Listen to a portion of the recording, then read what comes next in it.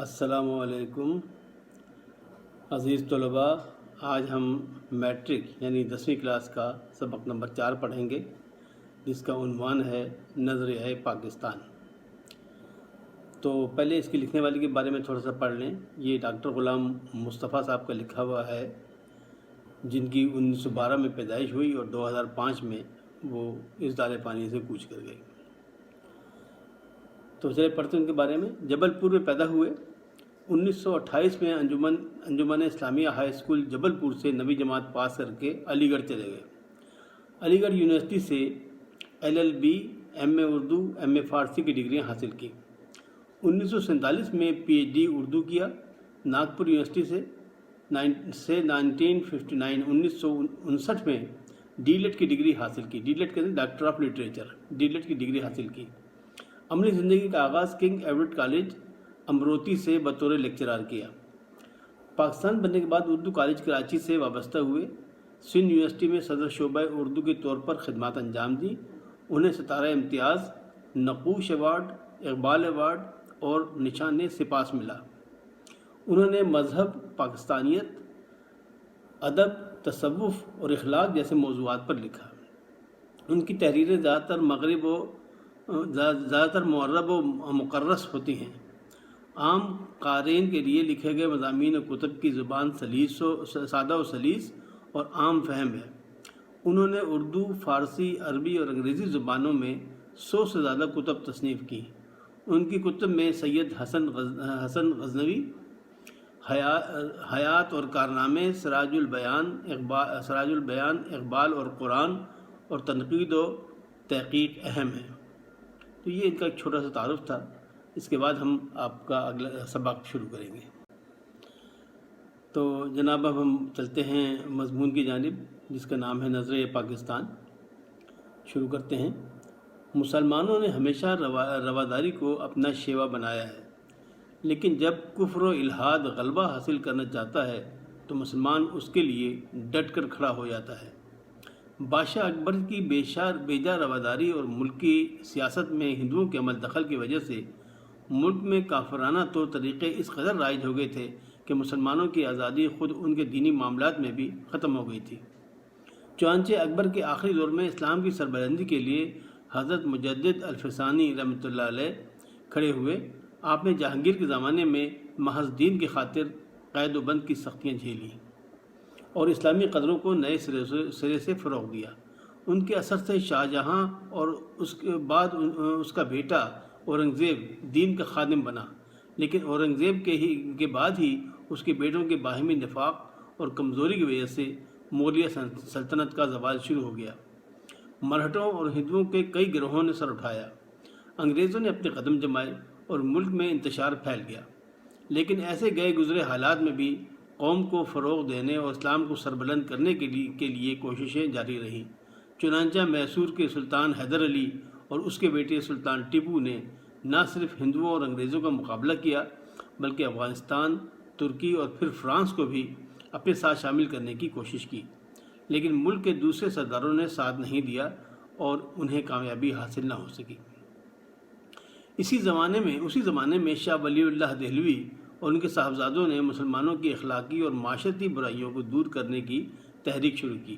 پھر ان کے پوتے شاہ اسماعیل نے اپنے مرشد سید احمد بریلوی رحمۃ اللہ علیہ کے ساتھ اسلامی اصولوں کو دوبارہ رائج کرنے اور ملک کو غلامی سے آزاد کرانے کی کوشش کی۔ 1831 میں اپنی جانیں قربان کر دی، تاہم انہوں نے مسلمانوں کے دلوں میں جوش اور ولولہ پیدا کر دیا تھا۔ چنانچہ 1857 کی جنگ آزادی میں مسلمانوں نے پھر اپنے قدم جمانے کی کوشش کی، لیکن انگریزی اقتدار مستحکم ہو چکا تھا اور اس لیے انہیں کامیابی حاصل نہ ہو سکی۔ اس زمانے میں سر سید نے مجبوراً انگریزوں سے مفاہمت کو غنیمت جانا اور مسلمان قوم کی اخلاقی اور تہذیبی اصلاح پر توجہ دی اور ان کے دلوں سے احساس کمتری کو دور کرنے کی کوشش بھی کی۔ سن 1885 میں ہندوؤں نے کانگریس کی بنیاد ڈالی اور ظاہر یہ کیا کہ وہ ملک کی تمام قوموں کو ان کے حقوق دلوائیں گے، لیکن بعد میں پتہ چلا کہ وہ صرف اپنے حقوق کا تحفظ چاہتے ہیں۔ انہوں نے مسلمانوں کو ان کے کاروبار سے محروم کرنے کی کوشش کی اور وہ سرکاری ملازمتوں پر بھی قابض ہو گئے۔ نیز انہوں نے مسلمانوں کی مشترکہ زبان اردو کے مقابلے میں ہندی کو قائم کر دیا۔ سر سید نے مسلمانوں کو ہندوؤں کی کانگریس اور ان کی سیاست سے علیحدہ کرنے کی کوشش کی، اور ان کے ایک دوست مولانا محمد قاسم نے دیوبند میں مسلمانوں کی دینی تعلیم کی طرف توجہ دی۔ پھر سر سید کے ایک رفیق نواب وقار الملک نے 1906 میں کل ہند مسلم لیگ کے نام سے مسلمانوں کی ایک الگ تنظیم بنا ڈالی۔ یہ تنظیم ڈھاکے میں قائم ہوئی تھی، جہاں ہندوؤں نے سازش کر کے مسلمانوں کو زخم پہنچانے کے لیے مشرقی بنگال اور آسام کا وہ صوبہ جس میں مسلمانوں کی اکثریت تھی ختم کرا دیا۔ 1911 میں اسی علاقے کو پھر بنگال میں شامل کرا دیا۔ اچھا جی، اب اسی زمانے میں پہلی جنگ عظیم چھڑ گئی، جس میں انگریز کا مقابلہ جرمنی سے ہوا اور ترکی نے جرمنی کے ساتھ دیا۔ ہندوستان کے مسلمان چونکہ ترکی کے سلطان کو حجاز کی خدمت کرنے کی وجہ سے خلیفہ اسلام سمجھتے تھے، اس لیے انہوں نے مالی اور طبی امداد بہم پہنچائی، جس کی وجہ سے حکومت برطانیہ کو مسلمانوں سے اناد پیدا ہو گیا۔ لیکن انہوں نے یہاں کے مسلمانوں سے وعدہ کیا کہ اگر ہم کو اس جنگ میں فتح حاصل ہوگی تو ہم کسی طرح بھی ترکی کو مزید نقصان نہیں پہنچائیں گے۔ یہ وعدہ محض فریب تھا۔ چنانچہ جب انگریزوں کو فتح حاصل ہوئی تو وہ اپنے وعدے سے پھر گئے اور انہوں نے ترکی کی وسیع سلطنت کے ٹکڑے کر دیے۔ یہاں کے مسلمانوں کو اس فریب کی وجہ سے بہت تکلیف پہنچی، اور انہوں نے خلافت کے تحفظ کے لیے مولانا محمد علی جوہر اور ان کے بڑے بھائی مولانا شوکت علی کی رہنمائی میں تحریک خلافت شروع کی۔ اس زمانے میں ہندوؤں نے مسلمانوں کو ہندو بنانے کے لیے شدھی کی تحریک شروع کی اور ان کو ختم کرنے کے لیے سنگھٹن کی تحریک بھی شروع کی۔ پھر 1928 میں کانگریس نے جو نہرو رپورٹ شائع کی، اسے مسلمانوں کے لیے علیحدہ نمائندگی کا اصول جو وہ 12 سال پہلے تسلیم کر چکی تھی بالکل نظر انداز کر دیا۔ پھر تو مسلمانوں میں بڑا جوش پیدا ہوا اور انہیں یقین ہو گیا کہ چونکہ ان کا دین، ان کی تہذیب اور ان کی معاشرت سب کچھ غیر مسلموں سے مختلف ہے، اس لیے کسی حالت میں ہندوؤں سے تعاون نہیں ہو سکتا۔ چنانچہ 1930 میں مسلم لیگ کے الہ آباد والے اجلاس میں علامہ اقبال نے مسلمانوں کے لیے ایک علیحدہ وطن پاکستان بنانے کی تجویز پیش کی۔ 4 سال کے بعد جب قائد اعظم محمد علی جناح نے مسلم لیگ کی صدارت کا مستقل طور پر عہدہ قبول کیا تو انہوں نے اس تجویز کو عملی جامہ پہنانے کی کوشش شروع کر دی۔ آخر کار 23 مارچ 1940 کو انہوں نے لاہور کے اجلاس میں واضح طور پر اعلان کر دیا کہ جن علاقوں میں مسلمانوں کی اکثریت ہے وہاں ایک آزاد مسلم ریاست قائم کی جائے۔ اس اعلان کو قرارداد پاکستان کہتے ہیں، جس کی روح سے مسلمانوں کی آزاد اور خود مختار حکومت قائم کرنے کا فیصلہ ہوا۔ یہاں یہ سمجھ لینا ضروری ہے کہ دنیا میں قومیت کی تشکیل کی 2 بنیادیں ہیں، ایک وہ جو مغربی مفکرین نے قائم کی ہے، دوسری وہ جو رسول مقبول صلی اللہ علیہ وآلہ وسلم کی قائم کی ہوئی ہے۔ اہل مغرب نے خاندانی، نسلی اور قبائلی بنیادوں میں ذرا وسعت پیدا کر کے قومیت کی بنیادیں جغرافیائی حدود پر استوار کی۔ اہل مغرب نے استوار کی اور کہا کہ قوم وطن سے بنتی ہے۔ اس نظریے کی وجہ سے دنیا کے انسانوں کے درمیان تباہی کا جو دروازہ کھلا وہ 2 عالمی جنگوں کے ہونے سے بخوبی ظاہر ہے۔ یہ وطنی قومیت ہی کی بنیاد پر لڑی گئی تھی، اور یہ وطنی قومیت جنوبی ایشیا کے مسلمانوں کو تحفظ دینے میں تو بالکل ہی ناکام تھی، کیونکہ جنوبی ایشیا کے مسلمان اس نظریے کے تحت ایک مجبور اقلیت بن جاتے ہیں۔ قومیت کی دوسری بنیاد وہ ہے جو رسول مقبول صلی اللہ علیہ وآلہ وسلم نے ملت اسلامیہ کی تشکیل کرتے وقت قائم فرمائی، اور جو مغرب کے تصور قومیت سے جدا ہے، جیسا کہ علامہ اقبال نے بھی فرمایا کہ اپنی ملت پر قیاس اقوام مغرب سے نہ کر، اپنی ملت پر قیاس اقوام مغرب سے نہ کر، خاص ہے ترکیب میں قوم رسول ہاشمی، اور ان کی جمعیت کا ہے ملک و نسب پر انحصار، قوت مذہب سے مستحکم ہے جمعیت تیری۔ تو مسلمانوں کی قومیت ایک نظریاتی قومیت ہے جو لا الہ الا اللہ پر قائم ہے، یعنی یہ کہ نسل، رنگ اور وطن کی بنیاد پر نہیں، بلکہ ایک نظریے، ایک عقیدے، ایک کلمے کی بنیاد پر وجود میں آئی ہے، اور اس نظریاتی پہلو کو نمایاں کرنے کے لیے اسے ملت کہا گیا ہے۔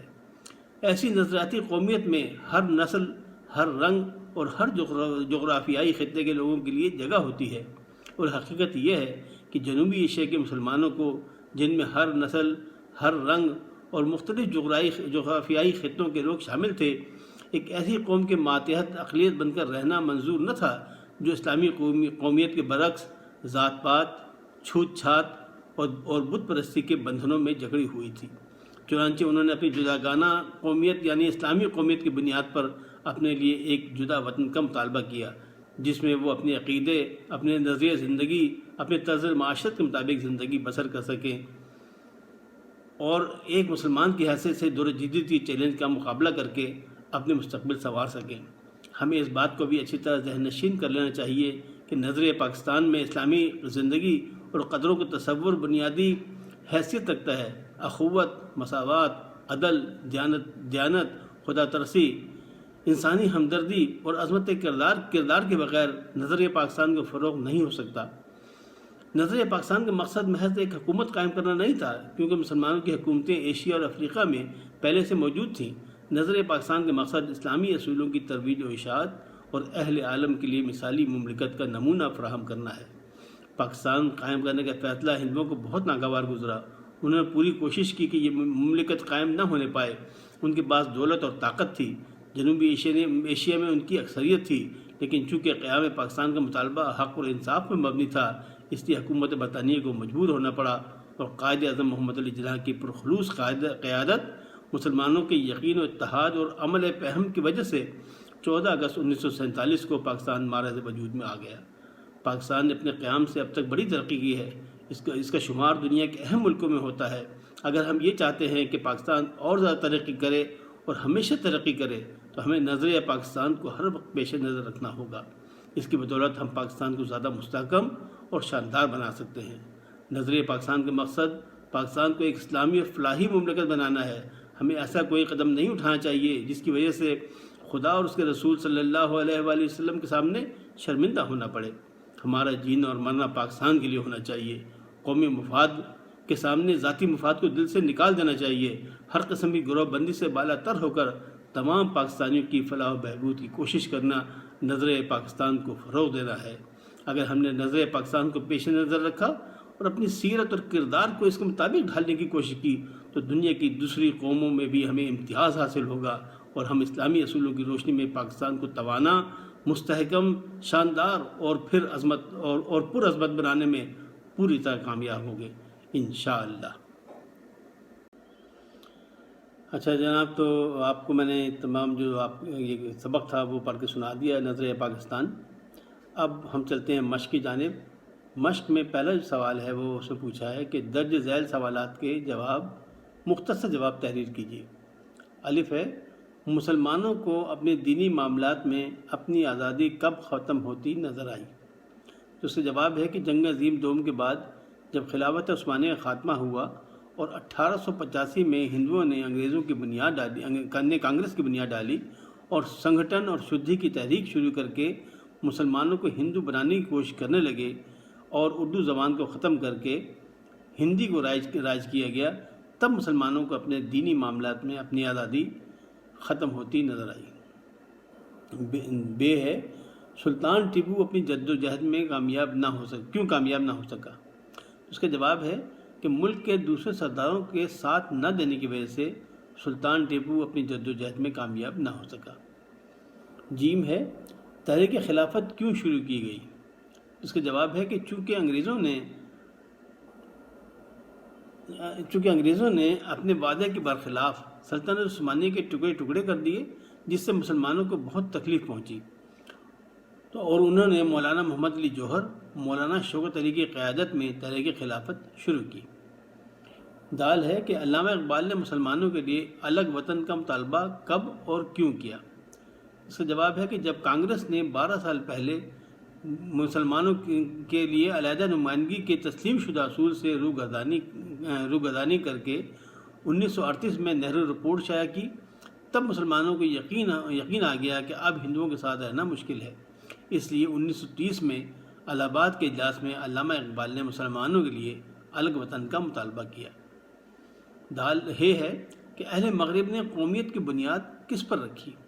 اس کا جواب ہے کہ اہل مغرب نے خاندانی، نسلی اور قبائلی بنیادوں میں وسعت پیدا کر کے قومیت کی بنیادیں جغرافیائی حدود پر استوار کی۔ اگلا سوال ہے کہ مسلمانوں کی قومیت کی بنیاد کیا ہے؟ اس کا جواب ہے مسلمانوں کی قومیت کی بنیاد رنگ و نسل اور وطن کے بجائے کلمہ طیبہ پر ہے۔ اگلا سوال ہے کہ نظریہ پاکستان کا مقصد کیا ہے؟ جواب ہے اس کا کہ نظریہ پاکستان کا مقصد پاکستان کو ایک اسلامی اور فلاحی مملکت بنانا ہے۔ جیم، شدھی اور سنگٹن تحریکوں کے مقاصد کیا تھے؟ اس کا جواب ہے کہ شدھی اور سنگٹن کی تحریکوں کے مقاصد مسلمانوں کو ہندو بنا کر ہندوستان کو ایک ہندو ریاست بنانا تھا۔ سوال نمبر 2، درج ذیل الفاظ اور مرکبات کو جملوں میں استعمال کریں۔ کیا کیا ہیں؟ کفر و الحاد، نفاق، ولولہ، مستحکم، زک، خود مختار، جمعیت، اخوت، عمل پیہم، فلاح و بہبود۔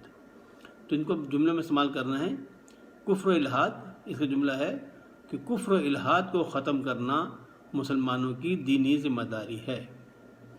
اگلا لفظ ہے نفاق۔ نفاق کہتے ہیں تفریق کو، تفریق سے نکلا نفاق۔ اس کا جملہ ہے اپنی صفوں میں نفاق کی وجہ سے ہی مسلمان دنیا میں پیچھے رہ گئے ہیں۔ اگلا لفظ ہے مستحکم۔ مستحکم کا جملہ ہے کہ اس کا اگلا لفظ ہے ولولہ۔ ولولے کا جملہ ہے کہ دل میں اگر ولولہ ہو تو کوئی کام مشکل نہیں رہتا۔ ولولہ جوش کو، جذبے کو کہتے ہیں ولولہ۔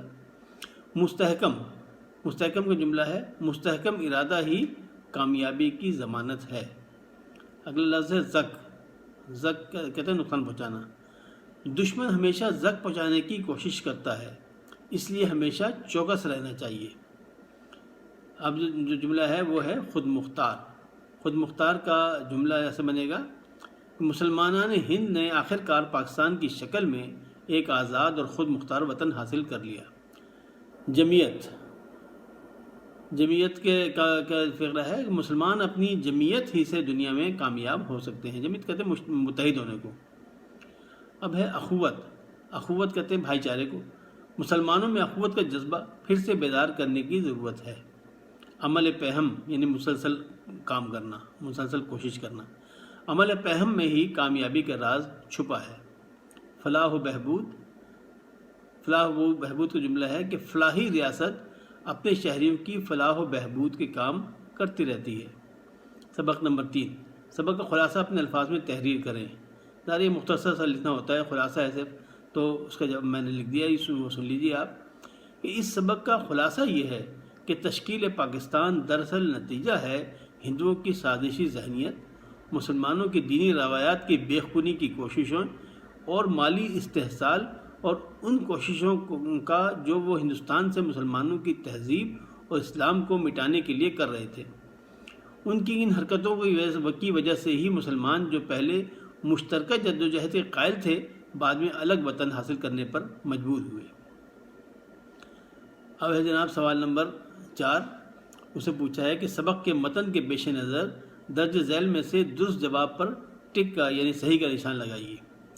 الف ہے اس میں سبق کے مصنف کا نام کیا ہے؟ نمبر 1 ڈاکٹر سید عبداللہ، number 2 doctor Ghulam Mustafa Khan, number 3 سر سید احمد خان، اور نمبر 4 جمیل الدین علی۔ تو اس کا صحیح جواب ہے ڈاکٹر غلام مصطفیٰ خان۔ تو آپ اس کے اوپر ٹک کا نشان لگا لیجیے۔ بے میں پوچھا ہے کہ اکبر کے دور میں دین کی سربلندی کے لیے کس نے سختیاں جھیلیں؟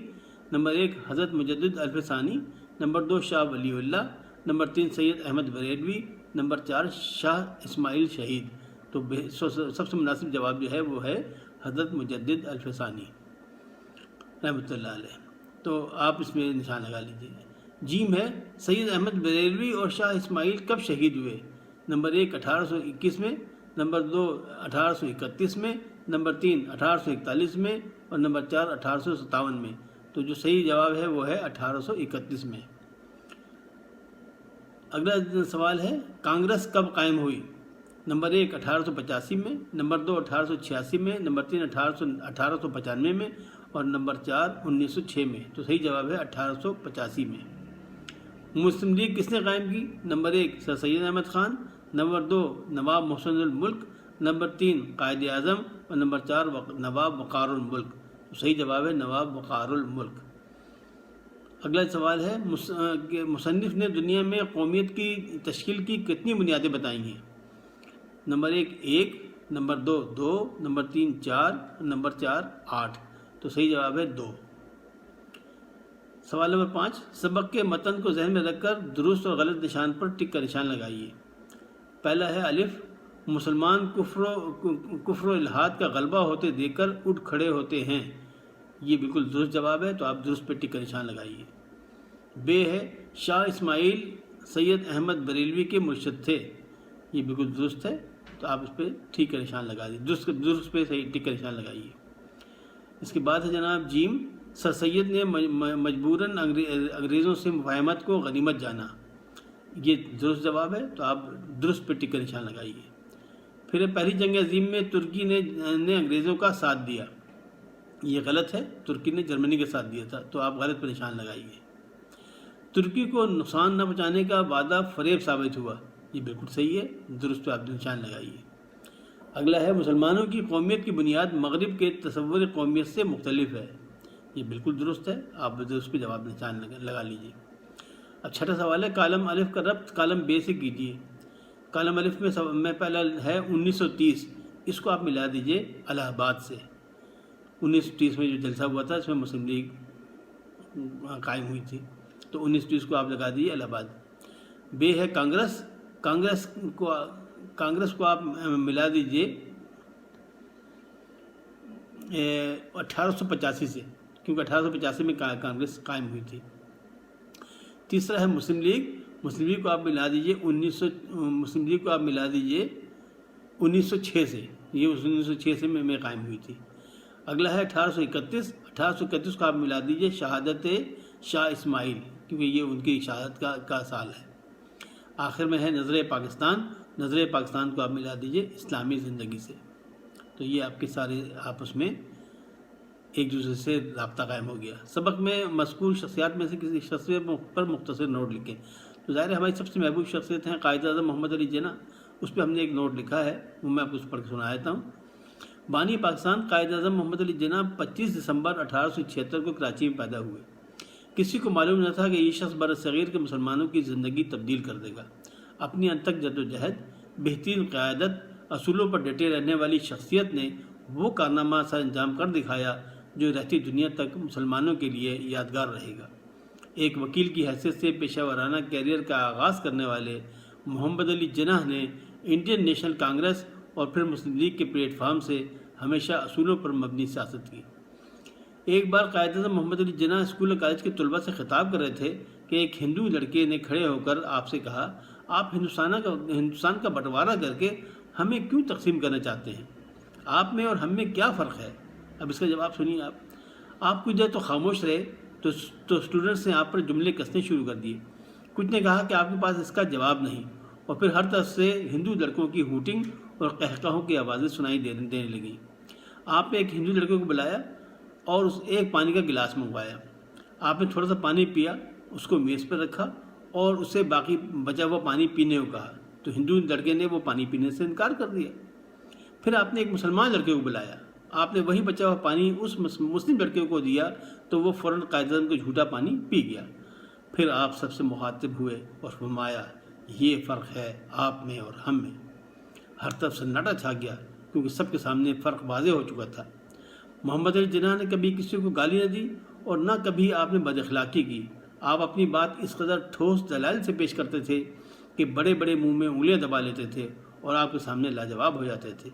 قائد اعظم سے لوگوں کی محبت کا یہ عالم تھا کہ اگر کوئی آپ سے ہاتھ میں لا لیتا تو وہ خوشی سے پھولا نہ سماتا اور سارا دن لوگوں کو بتاتا پھرتا تھا کہ آج میں نے قائد اعظم سے ہاتھ ملایا ہے. تو جناب یہ آپ کا سبق آج یہاں ختم ہوتا ہے. میں آپ سے درخواست کروں گا کہ آپ اس چینل کو سبسکرائب کر لیجئے اور بیل آئیکن کے بٹن کو دبا کر آل کو سلیکٹ کر لیجئے تاکہ آپ کو تمام ویڈیوز بر وقت مل سکیں. اور اپنے دیگر ساتھیوں کو، دوستوں کو، عزیزوں کو اس چینل کے بارے میں بتائیے تاکہ زیادہ سے زیادہ بچے اس سے فائدہ حاصل کر سکیں. اللہ حافظ و ناصر.